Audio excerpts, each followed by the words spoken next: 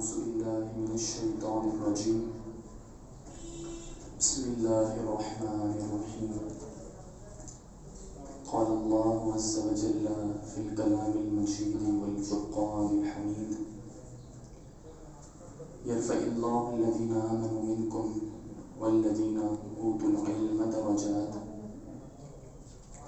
آمنت بالله صدق الله العلي العظيم وبلغنا رسوله النبي الكريم الأمين ونحن على ذلك لمن الشاهدين والشاكرين والحمد لله رب العالمين مولاي صل وسلم دائما أبدا على حبيبك خير خلق كلهم هو الحبيب الذي ترجى شفاعته لكل هول من الأحوال مقتهم فإن فضل رسول الله ليس له حد فيعرب عنه ناطق بفمه. ہم تو صلاة کے بعد جیسے کہ زینب اسلامک اکیڈمی میں ہر ماہ ہفتہ وار یہ درس کا سلسلہ استاذ العلماء حضرت علامہ مولانا رضوان احمد نقشبندی صاحب دامت برکاتہ العالیہ سر انجام دیتے ہیں. استاد صاحب کی آج کچھ طبیعت ناساز ہونے کی بنا پر حاضری نہ ہو سکی. انشاءاللہ اگلے ماہ ہفتے کے روز سے ہی کنٹینیو اس سلسلے کا آغاز ہو جائے گا. آرڈنری طور پر استاد صاحب کے حکم پر آپ کے سامنے کچھ علم کی فضیلت قرآن و حدیث کے مطابق علم دین کا مقام مرتبہ کیا ہے وہ آپ کے سامنے کچھ گزار کرنے کی سعادت حاصل کروں گا. اللہ رب العزت نے جہاں ہمیں بے شمار نعمتوں سے نوازا، بے پناہ اور بے بہا نعمتیں عطا فرمائیں، وہیں اس کی نعمتوں میں ایک بہت ہی عظیم اور لازوال نعمت علم دین کی دولت ہے.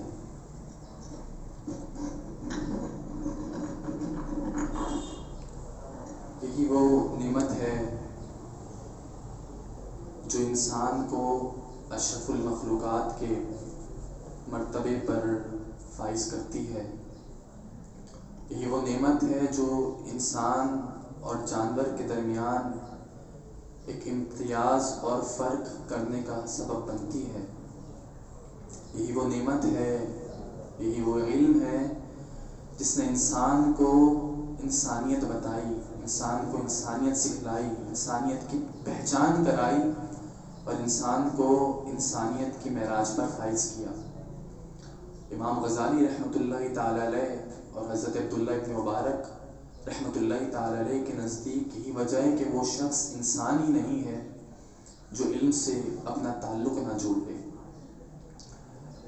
اللہ رب العزت نے جب اس کائنات کو بنایا تو سب سے پہلے انسان حضرت آدم علیہ نبینا علیہ الصلوۃ والسلام کو اس دنیا میں بھیجا،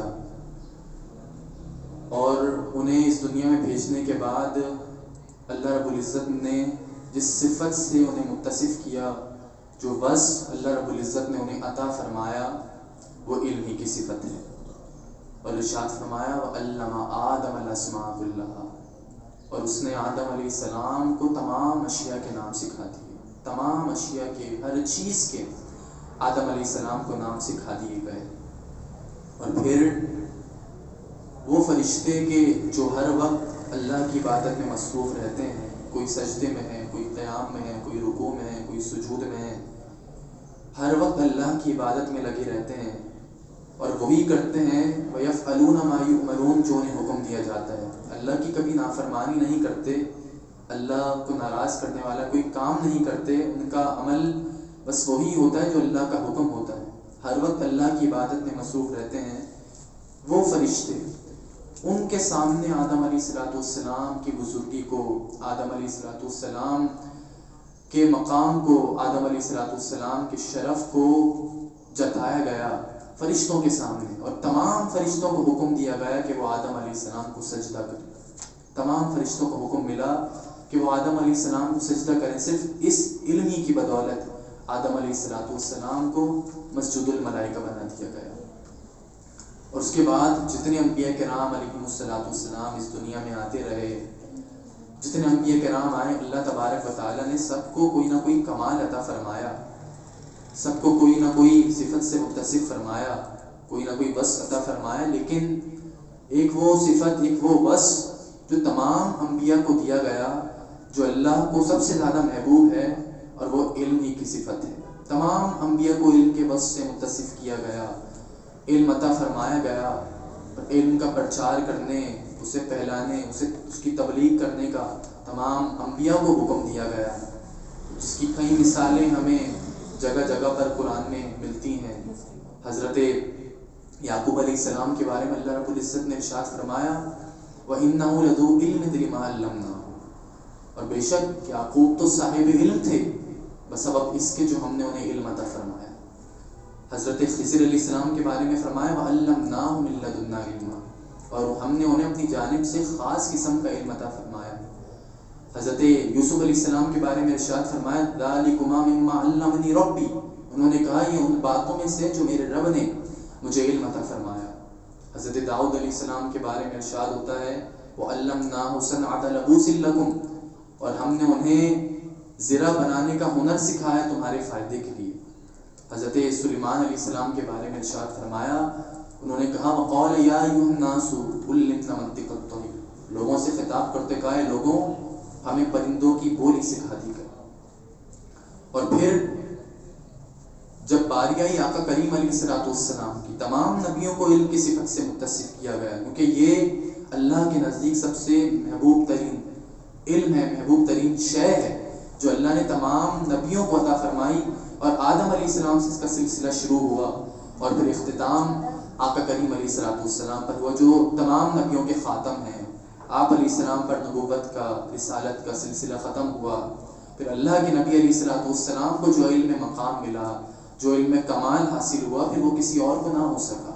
آقا کریم علیہ السلام کے بارے میں تو یہ ارشاد فرمایا وَعَلَّمَكَ مَا لَمْ تَكُنْ تَعْلَمْ وَكَانَ فَضْلُ اللَّهِ عَلَيْكَ عَظِيمًا، اور رب کریم نے آپ کو وہ کچھ سکھا دیا جو آپ نہیں جانتے تھے، اور اللہ کا آپ پر بڑا فضل ہے۔ ارشاد فرمایا الرحمن علم القرآن خلق الانسان علمہ البیان، رحمان نے اپنے حبیب کو قرآن سکھایا اور انسانیت کی جان محمد مصطفیٰ صلی اللہ علیہ وسلم کو پیدا کیا اور انہیں بیان کا علم سکھایا۔ حضور علیہ السلام کو وہ کمال علم عطا کیا گیا جو کسی اور کو نہ عطا ہو سکا۔ امام بصیری رحمۃ اللہ تعالی علیہ قصیدہ بردہ شریف میں فرماتے ہیں فاق النبیین فی خلق و فی خلق ولم یدانوہ من علم ولا کرم، آقا کریم علیہ السلام تمام نبیوں میں تخلیق، پیدائش کے معاملے میں بھی آگے بڑھ گئے، اخلاق و صفات میں بھی آگے بڑھ گئے، نہ حضور کے برابر کوئی علم میں ہو سکا اور نہ لطف و کرم میں ہو سکا۔ آپ علیہ السلام کے برابر کوئی علم میں نہ ہو سکا، کسی کو وہ مقام حاصل نہ ہو سکا علم میں جو اللہ نے آقا کریم علیہ السلام کو عطا فرمایا۔ یہی وجہ ہے کہ حضرت عمر فاروق رضی اللہ تعالیٰ عنہ فرماتے ہیں کہ اللہ کے نبی علیہ السلام ایک مرتبہ منبر پر کھڑے ہوئے اور آقا کریم علیہ السلام نے جب سے دنیا کی ابتدا ہوئی اس وقت سے لے کر قیامت تک جو کچھ ہونے والا تھا سب کچھ آپ نے اسی جگہ منبر پر کھڑے ہو کر ارشاد فرما دیا حتی دخل اہل الجنتی، یہاں تک کہ جنت والے جنت میں چلے گئے، جہنم والے جہنم میں چلے گئے۔ آقا کریم علیہ السلام نے اسی جگہ منبر پر کھڑے ہو کر تمام باتیں قیامت تک جو کچھ ہونے والی تھی سب کچھ ارشاد فرما دیا۔ آقا کریم علیہ السلام کو علم اللہ رب العزت نے وہ مقام و مرتبہ عطا کیا، اور یہی وجہ ہے کہ پھر اللہ کے نبی علیہ الصلوۃ والسلام کو وہ کمال، وہ مرتبہ دیا گیا، اس کے باوجود اللہ رب العزت قرآن مجید میں آقا کریم علیہ السلام سے کیا ارشاد فرما رہا ہے؟ رب کریم نے ارشاد فرمایا، مشہور و معروف دعا ہے، ہر بچے کو یاد کروائی جاتی ہے، ہر اسکول کے باہر یہ دعا لگی ہمیں نظر آتی ہے۔ وہ دعا کیا ہے؟ فرمایا وَقُلْ رَبِّ زِدْنِی عِلْمًا، اے محبوب آپ فرمائیے کہ اے میرے رب میرے علم میں اضافہ فرما۔ اتنا کمال کا علم عطا کیا گیا، سب کچھ عطا کر دیا گیا، تمام نبیوں کو جو علم عطا کیا گیا آقا کریم علیہ الصلوۃ والسلام کو اس سے بڑھ کر علم عطا فرمایا گیا، یہ کافی تھا۔ لیکن اس کے باوجود اللہ رب العزت کو کس قدر محبوب ہے یہ عمل کہ علم میں اضافہ کیا جائے، اپنے علم کو بڑھایا جائے، علم کی جستجو اور تگ و دو میں لگا جائے، اس کے لیے محنت اور کوششیں کی جائیں۔ اللہ رب العزت نے آقا کریم علیہ السلام کو ارشاد فرمایا، اے حبیب آپ فرمائیے کہ اے میرے رب میرے علم میں اضافہ فرما۔ اگرچہ آپ کو ہر چیز کا علم عطا کیا گیا، وَلَا رَطْبٍ وَلَا يَابِسٍ إِلَّا فِي كِتَابٍ مُبِينٍ، ہر خشک و تر چیز کا بیان قرآن مجید میں موجود ہے۔ آقا کریم علیہ السلام پر پورا قرآن نازل کیا گیا، ہر خشک و تر چیز آقا کریم علیہ السلام کو سکھلا دی گئی، لیکن پھر بھی ارشاد ہو رہا ہے اے محبوب آپ یہ دعا کیجئے، اے میرے رب میرے علم میں اضافہ فرما۔ ہر پورا قرآن ہم اٹھا کے دیکھ سکتے ہیں، قرآن میں کسی مقام پر یہ انداز، یہ طرز ہمیں نظر نہیں آتا کہ حضور علیہ السلام سے فرمایا جا رہا ہو کہ آپ اس چیز کی زیادتی طلب کیجئے۔ کسی مقام پر ہمیں یہ بات نہیں ملتی، کسی جگہ پر یہ انداز ہمیں قرآن میں نظر نہیں آتا، لیکن جب بات آتی ہے علم کی تو فرمایا جاتا ہے حبیب آپ کہیے وَقُلْ رَبِّ زِدْنِی۔ امام قرطبی فرماتے ہیں کہ تفسیر قرطبی میں کہ اللہ تبارک و تعالیٰ نے حضور علیہ الصلوۃ والسلام سے جو علم میں زیادتی اور اضافہ طلب کرنے کا حکم دیا تو اس کا سبب یہ ہے کہ علم سے بہتر اور افضل کوئی شے ہے ہی نہیں، علم سے افضل کوئی شے ہے ہی نہیں۔ اگر علم سے افضل، علم سے بہتر کوئی شے ہوتی تو رب کریم حضور علیہ السلام کو اس چیز کی زیادتی طلب کرنے کا حکم دیتا، کیونکہ علم سے بہتر افضل کوئی شے ہے ہی نہیں، اس لیے علم کے بارے میں فرمایا گیا وَقُلْ رَبِّ زِدْنِی۔ اور اس کی اہمیت کا اندازہ اس بات سے بھی لگایا جا سکتا ہے کہ رب کریم نے آقا کریم علیہ الصلوۃ والسلام پر جب وحی فرمائی تو پہلی وحی جب فرمائی گئی، وحی کی جب ابتدا کی گئی حضور علیہ الصلوۃ والسلام پر، تو پہلی وحی جو آتی ہے اس کا آغاز بھی علم سے ہوتا ہے۔ یہ کمال ہے اور علم کے مقام اور مرتبے کو اس سے جانا جا سکتا ہے۔ سب سے پہلی وحی کا آغاز علم سے ہوتا ہے اور فرمایا جاتا ہے اقرأ بسم ربک الذی خلق، اے پیارے پڑھیے اپنے رب کے نام سے جس نے آپ کو پیدا کیا۔ امت محمدیہ کی تعلیمات کا آغاز ہی گویا علم سے کیا جا رہا ہے، اے حبیب آپ پڑھیے اپنے رب کے نام سے جس نے آپ کو پیدا کیا۔ پھر یہی وجہ ہے، یہی سبب ہے کہ آقا کریم علیہ الصلوۃ والسلام نے وقتاً فوقتاً اپنے ارشادات کی روشنی میں علم کی اہمیت کو اجاگر کیا۔ فرمایا طلب العلم فریضۃ علی کل مسلم و مسلمہ، تمام مسلمان مرد و عورت کو آقا کریم علیہ الصلوۃ والسلام نے ان کے بارے میں ارشاد فرمایا کہ علم حاصل کرنا ہر مسلمان مرد عورت پر فرض ہے، کیونکہ یہ علم کی اہمیت کا سلسلہ آدم علیہ السلام سے چلا آ رہا تھا۔ پھر اللہ کے نبی علیہ الصلوۃ والسلام کو ایسا کمال علم عطا کیا گیا، پھر حضور علیہ الصلوۃ والسلام سے وَقُلْ رَبِّ زِدْنِی عِلْمًا فرمایا گیا۔ جب یہ سب سامنے تھا پھر آقا کریم علیہ الصلوۃ والسلام کو اپنی امت تک بھی تو اس علم کی اہمیت کو اجاگر کرنا تھا۔ حضور علیہ الصلوۃ والسلام نے پھر امت کو کس طرح تعلیم دی؟ فرمایا طلب العلم فریضۃ علی کل مسلم و مسلمہ، علم حاصل کرنا ہر مسلمان مرد و عورت پر فرض ہے۔ اور ایک اور مقام پر فرمایا اطلب العلم ولو بالصین، کہ علم حاصل کرو اگرچہ تمہیں چینی کیوں نہ جانا پڑے، لمبے سے لمبا سفر کیوں نہ کرنا پڑے، کتنی جد و جہد کوششیں کیوں نہ کرنی پڑے، لیکن علم حاصل کرو۔ اور فرمایا اطلب العلم من المہد الی اللحد، علم حاصل کرو ماں کی گود سے قبر تک، یعنی پوری زندگی اس کے اندر آ گئی۔ زندگی کا کوئی لمحہ ہمیں علم سے پیچھے رہ کر، علم سے دور رہ کر نہیں گزارنا چاہیے۔ اس علم کی اہمیت کس قدر ہے کہ اگر اللہ کی عبادت بھی کی جا رہی ہو، ذکر و اذکار بھی کیا جا رہا ہو، اس کے مقابلے میں علم کو ترجیح دی جائے گی۔ آقا کریم علیہ السلام ایک مرتبہ جب صحابہ کرام کی 2 مجلسوں کے پاس سے گزرے، ایک جگہ اللہ کا ذکر ہو رہا تھا اور دوسری جگہ علم دین سکھایا جا رہا تھا، تعلیم و تعلم کی باتیں ہو رہی تھی۔ حضور علیہ السلام نے فرمایا کہ کلاہما علی الخیر، دونوں خیر پر ہیں، دونوں مجلسوں میں خیر کی باتیں ہو رہی ہیں، بھلائی کی باتیں ہو رہی ہیں، ثواب و اجر کا ہی کام ہو رہا ہے، لیکن آقا کریم علیہ السلام نے ذکر کی مجلس کو فوقیت نہیں دی، ذکر کی مجلس کو اہمیت نہیں دی، اسے ترجیح نہیں دی، بلکہ آقا کریم علیہ السلام نے ذکر کی مجلس کے مقابلے میں علم کی مجلس کو اہمیت دی، علم کی مجلس کو افضل قرار دیا، علم کی مجلس کو فوقیت دی، اور آقا کریم علیہ السلام یہ کہہ کر علم کی مجلس میں بیٹھ گئے، انما بعثت معلما، فرمایا کہ میں تو معلم بنا کر بھیجا گیا۔ حضور علیہ السلام نے علم کی مجلس کو چن لیا۔ آج کوئی شخص کتنی عبادتیں ریاضتیں کیوں نہ کر لے، پوری رات اس کے سجدے میں گزرتے کیوں نہ ہو، دن میں روزے کیوں نہ رکھتا ہو، ہر سال حج پر کیوں نہ جاتا ہو، وہ اللہ کی راہ میں جہاد کرنے والا کیوں نہ ہو، وہ مجاہد کیوں نہ ہو، ہر وقت تسبیح جس کے ہاتھ میں کیوں نہ ہو، یہ سب ان کا مقام اپنی جگہ ہے۔ نمازی کا مقام، روزے دار کا مقام، حاجی کا مقام، مجاہد کا مقام، سب کا مقام مرتبہ اپنی جگہ ہے، لیکن جو مقام علم کا ہے، علم رکھنے والوں کا ہے، علم حاصل کرنے والوں کا ہے، علم والوں کا جو مقام ہے، وہ مقام ایک عبادت گزار کا نہیں ہو سکتا۔ اللہ کے نبی علیہ السلام نے فرمایا طلب العلم افضل عند اللہ من الصلاۃ والصیام والحج والجہاد فی سبیل اللہ، فرمایا کہ علم کا حاصل کرنا اللہ کے نزدیک نماز سے بھی افضل ہے، روزے سے بھی افضل ہے، جہاد سے بھی افضل ہے، اللہ کی راہ میں جہاد کرنے سے افضل ہے اور حج کرنے سے بھی افضل ہے۔ یہ علم کا مقام ہے اللہ کے نزدیک۔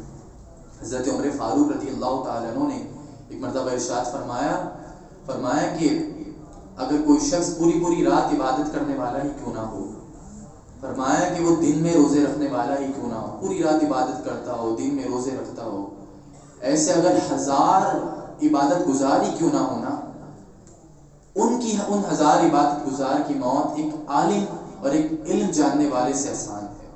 ایک 1000 عبادت گزار کیوں نہ ہو، ان کا مقام و مرتبہ اپنی جگہ ہے، اور ایک عالم کا مقام و مرتبہ اپنی جگہ ہے۔ پوری رات عبادت کرنے والے، ہر وقت تسبیح ذکر و اذکار میں مصروف رہنے والے وہ مقام حاصل نہیں کر سکتے جو اللہ تبارک و تعالیٰ نے علم حاصل کرنے والوں کو عطا فرمایا ہے۔ جس جنت کی طلب میں، جس جنت کی جستجو اور کوششوں میں آج ہم لگے رہتے ہیں، پوری رات پورا دن ہمارا اسی میں کوشاں رہتا ہے کہ ہمیں جنت مل جائے، ہمارا رب ہم سے راضی ہو جائے، ہمیں جنت نصیب ہو جائے، بس ہمارا ارادہ، ہماری نیتیں تو ہر وقت بس یہی رہتی ہیں۔ جو دین کی طرف راغب ہوتا ہے، عبادتوں کی طرف راغب ہوتا ہے، اس کی نیت تو بس یہی رہتی ہے کہ بس مجھے جنت مل جائے، لیکن آقا کریم علیہ السلام نے کیا ارشاد فرمایا من کان فی طلب العلم کانت الجنت فی طلبی، فرمایا جو علم کی طلب میں لگا رہتا ہے، علم کے حصول میں لگا رہتا ہے، جنت اس کی طلب میں لگی رہتی ہے، جنت اس کی ہو جاتی ہے، جنت اس کی طلب میں لگ جاتی ہے، جنت اسے تلاش کرنے میں، اس سے ڈھونڈنے میں لگ جاتی ہے، جو علم کو ڈھونڈنے میں، علم کی تلاش میں اور علم کی جستجو میں لگ جاتا ہے۔ یہ مقام اللہ نے علم کو عطا فرمایا، علم کی اہمیت اور شرافت اور مقام و مرتبے کا اندازہ اس سے کیا جا سکتا ہے۔ قرآن و حدیث سے بے شمار مقامات پر علم والوں کی اہمیت کو اجاگر کیا گیا ہے۔ اللہ رب العزت نے ارشاد فرمایا یرفع اللہ الذین آمنوا منکم والذین اوتوا العلم درجات، اللہ تبارک و تعالیٰ تم میں سے ایمان والوں کے اور جنہیں علم دیا گیا روز قیامت ان کے درجات بلند فرمائے۔ صرف 2 لوگوں کا ذکر اس آیہ قرآنی میں کیا گیا، فرمایا جو ایمان لائے اور جنہیں علم دیا گیا، جنہوں نے علم حاصل کیا، علم کی تگ و دو میں لگ گئے، علم کی اسٹرگل کے لیے کوشاں ہو گئے، تو پھر قیامت کے دن فرمایا گیا کہ ان کے درجات اللہ رب العزت بلند فرمائے گا۔ اور ایک اور مقام پر ارشاد ہوا، اللہ رب العزت نے ارشاد فرمایا قل هل يستوي الذين يعلمون والذين لا يعلمون، اے محبوب آپ فرما دیجئے کہ وہ لوگ جو علم حاصل کرتے ہیں اور وہ لوگ جو علم حاصل نہیں کرتے، جو علم سے دور ہیں، جو علم سے قریب ہیں، جو علم سے اٹیچ ہیں اور جو علم سے دور ہیں، کیا وہ دونوں برابر ہو سکتے ہیں؟ فرمایا کہ برابر نہیں ہو سکتے۔ کوئی دنیاوی کتنی ڈگریاں حاصل کیوں نہ کر لے، کتنی پڑھائی کیوں نہ کر لے اور دنیاوی تعلیم کے لیے کتنا ہی آگے کیوں نہ بڑھ جائے، لیکن جس نے علم حاصل کیا ہے، دین کا علم حاصل کیا ہے، اور جس نے علم حاصل نہیں کیا، وہ دونوں برابر نہیں ہو سکتے، وہ دونوں برابر نہیں ہو سکتے۔ ان کا مقام و مرتبہ کسی طرح بھی برابر نہیں کیا جا سکتا، وہ دونوں الگ الگ ہیں۔ علم حاصل کرنے والے کا مقام اپنی جگہ ہے، وہ بہت بلند مقام ہے، اللہ اس کے رسول نے انہیں بلند مقام دیا ہے، اور جن کے پاس علم نہیں ہے، جو علم سے کوسا دور ہیں، وہ دونوں برابر نہیں ہو سکتے۔ اور یہاں تک ارشاد فرما دیا گیا، جو لوگ علم حاصل کر چکے، جنہوں نے علم کے لیے کوششیں کر کے اپنا مقام و مرتبہ حاصل کر لیا، پھر اللہ رب العزت نے ان کے بارے میں ارشاد فرمایا، انما یخشی اللہ من عبادہ العلماء، فرمایا کہ اللہ کے بندوں میں سے تو علماء ہی اللہ سے ڈرتے ہیں، علم رکھنے والے ہی اللہ سے ڈرتے ہیں۔ اللہ تبارک و تعالیٰ تو ہم سے یہی فرماتا ہے، اتقوا اللہ اتقوا اللہ۔ رب کریم نے 12 مقام پر ایمان والوں کو یہ ارشاد فرمایا، یا ایھا الذین آمنوا اتقوا اللہ، اے ایمان والوں اللہ سے ڈرو۔ اللہ سے ڈرنے کا ہی ہر جگہ میں ارشاد ملتا ہے۔ دراصل یہی وہ شے ہے کہ جب اللہ کا ڈر انسان کے دل میں پیدا ہو گئے تو وہ دنیا میں بھی کامیاب ہے، آخرت میں بھی اسے کامیابی نصیب ہو جائے گی۔ اللہ کا ڈر، اللہ کا خوف ہی انسان کو دنیا اور آخرت کی کامیابی اور کامرانی نصیب کر سکتا ہے۔ اگر بندہ گناہوں سے بچنا چاہے تو اس وقت تک بچ ہی نہیں سکتا جب تک کہ اللہ کا خوف، اللہ کا ڈر اس کے دل میں نہ ہو۔ یہ خوف، یہ ڈر، یہ تقویٰ پرہیزگاری انسان کے اندر ہوتی ہے تو وہ دنیا اور آخرت کی ساری منازل طے کرتا چلا جاتا ہے، اللہ کی ہر حکم کے مطابق اپنی زندگی کو سنوارتا چلا جاتا ہے، اس کی زندگی خود بخود سنورتی چلی جاتی ہے۔ وہ تنہائی میں ہو، وہ لوگوں کے سامنے ہو، انفرادیت میں ہو، اجتماعیت میں ہو، وہ کہیں بھی ہو، گناہ کا خیال آئے گا، اگر اللہ کا ڈر اس کے دل میں وہیں پر گناہ سے رک جائے گا، وہ گناہ کی طرف بڑھے گا ہی نہیں۔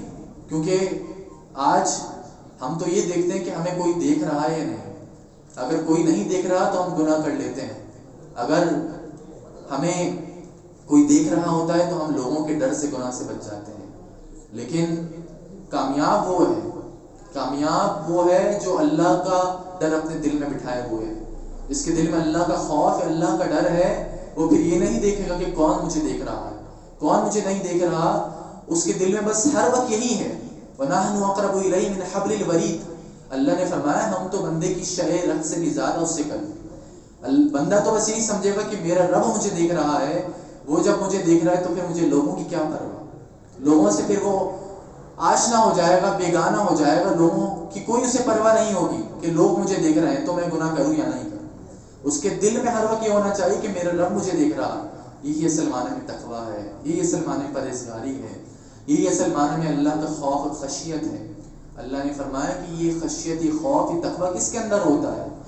فرمایا انما یخشی اللہ من عبادہ العلماء، اللہ کے بندوں میں سے اگر صحیح معنی میں اللہ سے ڈرنے والے جو لوگ ہیں وہ علماء ہیں، وہ علم والے ہیں، اہل علم ہیں، کیونکہ انہوں نے حاصل کر لیا نا علم، انہوں نے اللہ کا کلام پڑھ لیا، اللہ کے نبی علیہ الصلوۃ والسلام کی فرامین ان کے سامنے ہیں، وہ جانتے ہیں کہ کون سا عمل ہے جو ان کو جہنم میں لے جائے گا، کون سا عمل ہے جو انہیں جہنم کے گڑھے میں ڈال دے گا، کون سا وہ عمل ہے جو اللہ کی رضامندی کا، اللہ کی رضا کا، اللہ کے نبی علیہ الصلوۃ والسلام کی پسندیدگی کا باعث بن سکتا ہے، وہ جانتے ہیں، انہوں نے سیکھ لیا ہے۔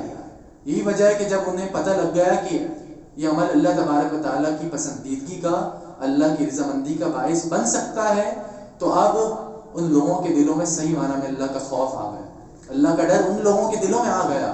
اللہ نے فرمایا کہ علماء ہی، اللہ کے بندوں میں سے اہل علم ہی اللہ سے ڈرتے ہیں۔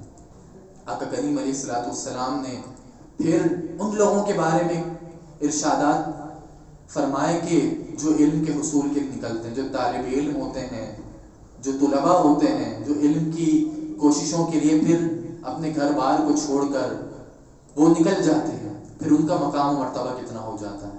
جب یہ پوری تاریخ اور پوری ہسٹری اور ایک فضیلت اور مقام و مرتبہ کی بلندیاں ہمارے سامنے قرآن و حدیث کی روشنی میں آ گئی.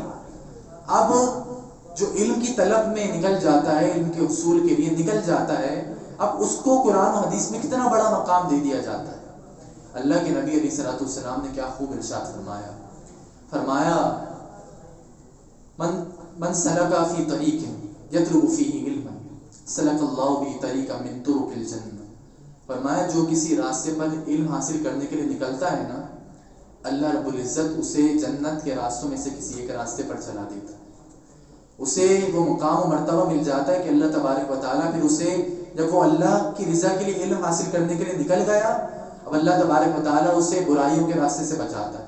اب اللہ کی مدد شامل ہوتی ہے. اللہ کی کتنی بڑی نعمت ہے، اس طرح شروع میں ذکر کیا گیا. اللہ کی نعمتیں بہت ہیں.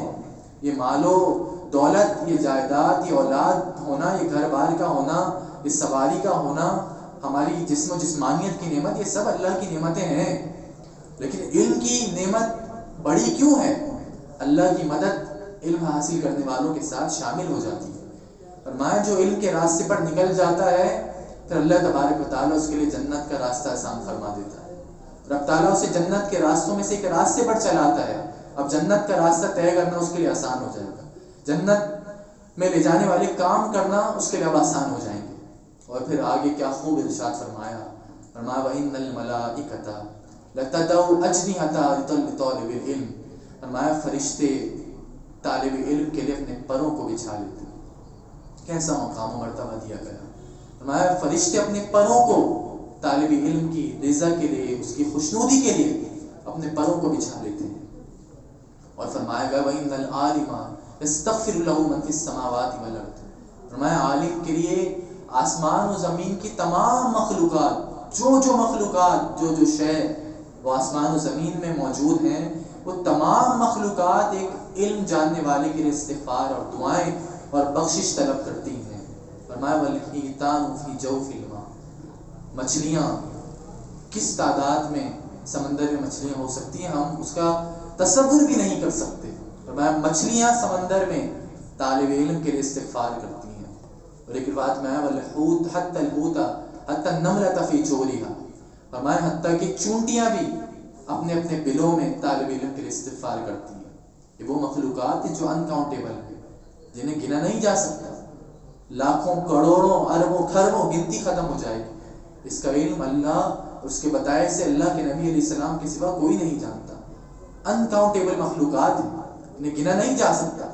لیکن وہ ساری کی ساری مخلوقات طالب علم کے لیے، علم حاصل کرنے والوں کے لیے استغفار کرتی ہیں، بخشش کی دعائیں کرتی ہیں. فرشتے دعا کرتے ہیں. یہ مقام کس کو مل سکتا ہے؟ آج لوگ دوسروں کے دروں پر، دوسروں کی بارگاہ میں، دوسروں کے پاس جاتے ہیں، دنیا والوں کے پاس جاتے ہیں کہ ہمارے لیے دعائیں کریں. اپنی دعا کروانے کے لیے لوگ اپنے لیے دعا کروانے کے لیے دوسروں کے پاس جاتے ہیں. آج کسی سیٹ کو، کسی مقام، کسی آفیسر کو، کسی بادشاہ وزیر کو بھی شاید یہ مقام نہیں مل سکتا جو اللہ نے ایک طالب علم اور علم حاصل کرنے والے کے لیے رکھا ہے کہ فرشتے پر بچھا لیتے ہیں. آسمان و زمین کی مخلوقات ان کے لیے استغفار کرتی ہیں. پھر قیامت کے دن کیا مرتبہ اور مقام ان ہستیوں کو حاصل ہوگا کہ اللہ رب العزت نے شہید کو اتنا بڑا مقام عطا فرمایا کہ جن کے بارے میں ارشاد فرمایا گیا وَلَا تَقُولُوا لِمَن يُقْتَلُ فِي سَبِيلِ اللَّهِ أَمْوَاتٌ. کہ جو اللہ کی بارگاہ میں شہید ہو جائے انہیں مردہ بھی نہ کہا. وہ تو مر کر بھی زندہ ہو جاتے ہیں. ایسا مقام و مرتبہ ایک شہید، اللہ کی بارگاہ میں شہید ہونے والے کو عطا کیا گیا ہے. لیکن کل قیامت کے دن جب اہل علم کا، علم حاصل کرنے والوں کا مقام و مرتبہ جب شہداء دیکھیں گے، حدیث میں آیا، حضرت ابن مسعود رضی اللہ تعالیٰ عنہ روایت کرتے ہیں، فرماتے ہیں کہ جب کل قیامت کے دن شہداء وہ علماء کا مقام و مرتبہ دیکھیں گے جنہوں نے علم حاصل کیا، علم کی تغوطوں میں اپنی زندگی گزار دی. جب علماء کا مقام و مرتبہ شہداء دیکھیں گے تو تمنا کریں گے اے کاش کہ ہمیں بھی علماء کی صف میں اٹھایا جاتا. شہید بھی تمنا کرے گا کہ کل قیامت کے دن اسے بھی ایک عالم کی، ایک علم حاصل کرنے والے کی صف میں شامل کر لیا جائے، کیونکہ مقام و مرتبہ اتنا بلند ہوگا. اللہ رب العزت تو علماء کو، اہل علم کو یہ شان عطا فرمائے گا کہ وہ کل قیامت کے دن اللہ کے حکم سے شفاعت کریں گے. وہ لوگ جنہوں نے علماء کی مدد کی ہوگی، علماء کا کچھ ساتھ دیا ہوگا، کچھ مدد کی ہوگی، کچھ ساتھ رہے ہوں گے، جب وہ دیکھیں گے کہ علماء شفاعت کر رہے ہیں، تو جس نے کسی عالم کو پانی بھی وضو کرنے کے لیے دیا ہوگا وہ یاد دلائے گا وہ کام کہ آپ یاد کیجئے میں نے آپ کو پانی پلایا تھا، آپ کو پانی دیا تھا وضو کرنے کے لیے، اور علماء پھر ان لوگوں کی شفاعت کریں گے۔ اللہ رب العزت جب تمام لوگوں کو جنت میں جانے کا حکم دے رہا ہوگا تو علماء کو روکا جائے گا، علم جنہوں نے حاصل کیا ہوگا انہیں روکا جائے گا۔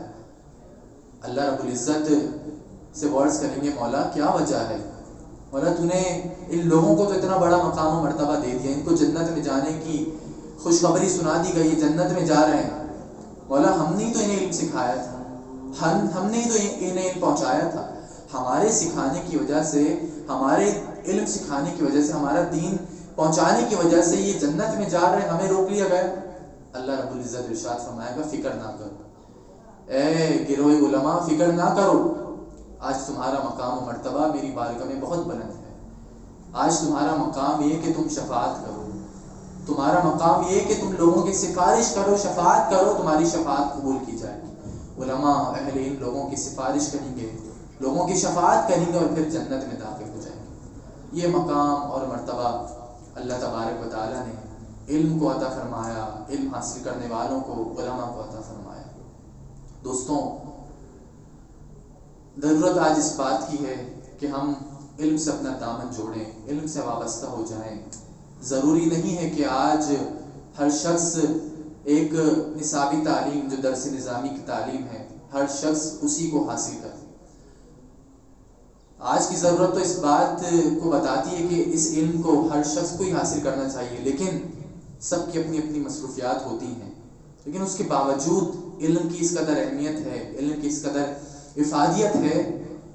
آج ضرورت اس بات کی ہے کہ ہم علم سے اپنا تعلق جوڑیں۔ جیسے امام غزالی نے شروع میں ہم نے بات بتائی کہ امام غزالی نے فرمایا کہ وہ شخص انسان ہی نہیں جو علم سے اپنا تعلق نہ جوڑے۔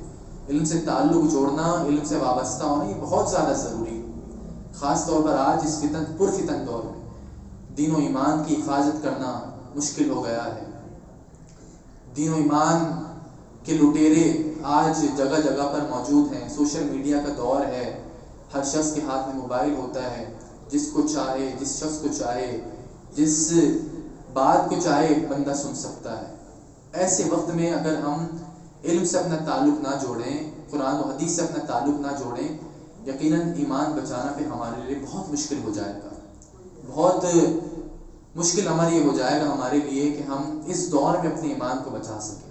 قرآن و حدیث کی تعلیم سے وابستہ ہونا بہت ضروری ہے، اور اگر ہم ابتدائی طور پر اس چیز کو دیکھیں تو اللہ کے نبی علیہ السلام نے جیسا فرمایا کہ علم حاصل کرنا ہر مرد عورت مسلمان پر فرض ہے۔ وہ کون سا علم ہے؟ وہ علم ہے جس کی انسان کو ضرورت ہوتی ہے۔ نماز پڑھنا ہر مسلمان پر فرض ہے۔ اگر نماز کے بارے میں اگر ہمیں معلومات نہ ہو، نماز کی فرائض و واجبات، نماز کے شرائط و ضوابط ہمیں معلوم نہ ہو، اور ہم نماز بغیر علم کے پڑھ رہے ہوں اور اس میں غلطیاں، کوتاہیاں، قرأت کی غلطیاں اور کیا کچھ ہو رہا ہو جس سے ہماری نماز فاسد ہو جاتی ہو، تو پھر ایسی نماز کا کوئی فائدہ نہیں۔ ایسی نماز ہمارے منہ پر مار دی جائے گی کہ اگر ہم نے علم نہ سیکھا ہو، نماز کے بارے میں معلومات نہ حاصل کی ہو، ہم نماز پڑھ رہے ہیں۔ روزہ رکھنا ہر مسلمان پر فرض ہے۔ حج کرنا، صاحب نصاب جب ہو جائے تو اس پر حج کرنا فرض ہو جاتا ہے، زکوٰۃ اس پر فرض ہو جاتی ہے جو صاحب نصاب ہو جائے۔ تو جب زکوٰۃ کی فرضیت کا اہل ہو جائے، حج کی فرضیت کا اہل ہو جائے تو اس پر پھر حج کرنا فرض ہو جاتا ہے، زکوٰۃ ادا کرنا فرض ہو جاتی ہے۔ تو پھر دین کا علم سیکھنا، حج اور زکوٰۃ سے متعلق معلومات حاصل کرنا پھر ایسے لوگوں پر لازم ہو جاتا ہے۔ پھر جو لوگ دیگر شعبوں سے وابستہ ہیں، تجارت کے شعبے سے وابستہ ہیں، بزنس مین ہیں، بزنس کرتے ہیں، تجارت کے اصول اور ضوابط بھی ہمارے دین نے بیان کیے ہیں۔ کیا چیزیں حلال ہیں، کیا چیزیں حرام ہیں، کیا چیزیں بندہ کر لے، کس طرح کا ایگریمنٹ کر لے، کس طرح کے شرائط اگر وہ تجارت میں لگا لے وہ حرام عمل کہلاتا ہے، حلال کہلاتا ہے، وہ کون سی معلومات ہے، وہ سب سیکھنا ہر مسلمان مرد و عورت پر فرض ہے جب وہ تجارت سے وابستہ ہو جائے۔ تو اسی طرح جو جو شعبے ہیں، جس جس چیز کی انسان کو، ہر مسلمان کو ضرورت پڑتی ہے، اس کا حاصل کرنا ضروری ہے. اور حتیٰ کہ جو باطنی طور پر جو معاملات ہیں، جو احکامات ہیں، جھوٹ کسے کہا جاتا ہے، غیبت کسے کہا جاتا ہے، چغلی کسے کہا جاتا ہے، والدین کی نافرمانی اور فرمانبرداری سے متعلق جو علم ہے، یہ تمام وہ احکام ہیں جس کا حاصل کرنا ہر مسلمان مرد و عورت پر فرض ہے. اگر یہ چیزیں ہمیں معلوم نہ ہو تو ہمیں کیسے پتہ چلے گا کہ ہم کیا گناہ کر رہے ہیں؟ آج ہماری زبان یہ جسم کا ایک چھوٹا سا عضو ہے، پورے ہمارے جسم میں ایک چھوٹا سا عضو ہے زبان. اور حقیقت یہ ہے کہ بظاہر تو چھوٹا سا عضو ہے، لیکن سب سے زیادہ گناہ اس زبان سے ہوتے ہیں، سب سے زیادہ گناہ اس زبان سے ادا ہوتے ہیں. اسی لیے جا بجا قرآن و حدیث میں زبان کی اہمیت کے حوالے سے تاکیدات کی گئی ہیں. اللہ کے نبی علیہ السلام نے فرمایا من سمت نجا، جو خاموش رہا وہی نجات پا گیا. زیادہ بولنے والا اور زیادہ باتیں کرنے والا زیادہ بات ہونی، پھر وہ کس کس گناہ میں مبتلا ہو سکتا ہے. اب یہ چیزیں کے بارے میں اگر ہمیں علم حاصل نہ ہو، ہمیں پتہ نہ ہو کہ کیا لفظ بولنے سے ہم اسلام سے خارج ہو سکتے ہیں، دین و ایمان سے نکل سکتے ہیں، وہ کیا الفاظ ہیں جو ہمارے ایمان کے فساد کا سبب بن سکتے ہیں، وہ کیا الفاظ ہیں جو غیبت، چغلی، جھوٹ اور طرح طرح کی برائیوں میں ہمیں مبتلا کر سکتے ہیں، وہ کیا باتیں ہیں جس کو بول کر ہم کسی مسلمان کی دل آزاری کر سکتے ہیں، کسی مسلمان کو ناراض کر سکتے ہیں. اس کا حاصل کرنا ہر مسلمان پر فرض ہے. آج یہی وجہ ہے کہ آج لوگ اپنی زبان کی وجہ سے ہزارہ گناہ کر رہے ہیں، لوگوں کو تکالیفیں پہنچاتے ہیں، لوگوں کو اذیتیں پہنچاتے ہیں، لوگوں کے دل توڑ دیتے ہیں. آج رشتہ دار آپس میں قطع تعلقیاں کر لیتے ہیں صرف اس زبان کی وجہ سے. گھر بگڑ جاتے ہیں، طلاقیں واقع ہو جاتی ہیں، لوگوں کے گھر برباد ہو جاتے ہیں صرف اس زبان کی وجہ سے. حتیٰ کہ قتل و غارت گیری تک بات پہنچ جاتی ہے اس زبان کی وجہ سے. اللہ کے نبی علیہ السلام نے اسی لیے تو ارشاد فرمایا المسلم من سلم المسلمون من لسانی و یدی. فرمایا مسلمان وہ ہے کہ جس کی زبان اور ہاتھ سے دوسرا مسلمان محفوظ رہے. یعنی اس روایت میں، اس حدیث میں فرمایا گیا کہ مسلمان وہ ہے جس کے زبان اور ہاتھ سے، پہلے زبان کا ذکر کیا گیا پھر ہاتھ کا ذکر کیا گیا، تو پتہ چلا کہ زبان کی اہمیت ہمارے جسم میں بہت زیادہ ہے. اس کا کردار ہمارے جسم میں، ہماری پوری زندگی میں، اس معاشرے میں اور ہر اعتبار سے، دنیاوی ہو اخروی ہو، اس زبان کا بہت بڑا کردار ہے. ابھی ہمیں کیسے پتہ چلے گا؟ اس کا علم ہمیں کیسے حاصل ہوگا؟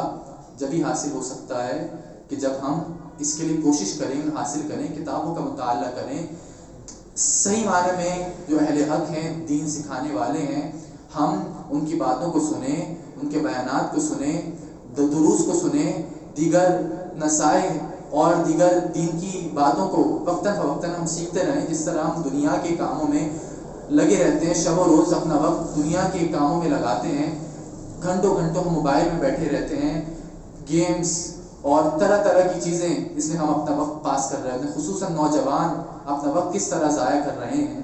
ضرورت اس بات کی ہے کہ ہم جہاں یہ سب کام کر رہے ہیں اس سے ہم دور ہو کر ہم علم کی طرف بھی توجہ کریں، علم کی جستجو میں بھی لگ جائیں، کیونکہ یہی ہماری دنیا اور آخرت کی کامیابی اور کامرانی کا سبب بن سکتا ہے. اور آخری بات، جس طرح میں نے بیان کیا کہ دین و ایمان کی حفاظت کرنا بہت مشکل ہو گیا ہے آج کے اس پرفتن دور میں. اگر چاہتے ہیں کہ ہمارا دین محفوظ ہو جائے اور ہم کل قیامت کے دن سرخرو ہو سکیں، کیونکہ کل قیامت کے دن اپنی سزا پانے کے بعد بھی جو جنت میں جائے گا وہی ہوگا جس کے دل میں رائی کے دانے کے برابر ایمان ہو. لیکن جو دنیا کے غلط صحبتوں میں، غلط محافل میں، غلط لوگوں کو سن کر اپنا ایمان ہی ضائع کر بیٹھا، تو پھر وہ قبر میں بھی رسوائی کا شکار ہوگا، کل قیامت کے دن بھی رسوائی کا شکار ہوگا. کچھ ہاتھ نہیں آئے گا، پوری زندگی قبر میں بھی اللہ رب العزت کی طرف سے عذاب ہوتے رہیں گے، اور کل قیامت کے دن جہنم میں ڈال دیا جائے گا جس نے پوری زندگی عبادت بھی کی ہو، لیکن ایسی صحبتوں میں بیٹھ گیا، ایسے لوگوں سے تعلق جوڑ لیا اور ایسی چیزوں سے وابستہ ہو گیا جس نے اس کا ایمان ہی ضائع کر دیا، تو پھر کچھ ہاتھ نہیں آئے گا. اللہ تبارک و تعالیٰ کی بارگاہ میں ہم دعا کرتے ہیں کہ رب کائنات جو کچھ سنا ہمیں اس پر عمل کرنے کی توفیق عطا فرمائے، علم سے محبت عطا فرمائے، علم سے شغف عطا فرمائے، علم کی جستجو کے لیے کوشش کرنے کی توفیق عطا فرمائے، اپنی اولادوں کو دین سے وابستہ کرنے کی توفیق عطا فرمائے. جہاں دنیا کی تعلیم اولاد کو دی جاتی ہے وہیں انہیں دین کی تعلیم بھی دلوانے کی تمام ماں باپ کو یہ توفیق عطا فرمائے. آمین. وما علیہ الا البلاغ.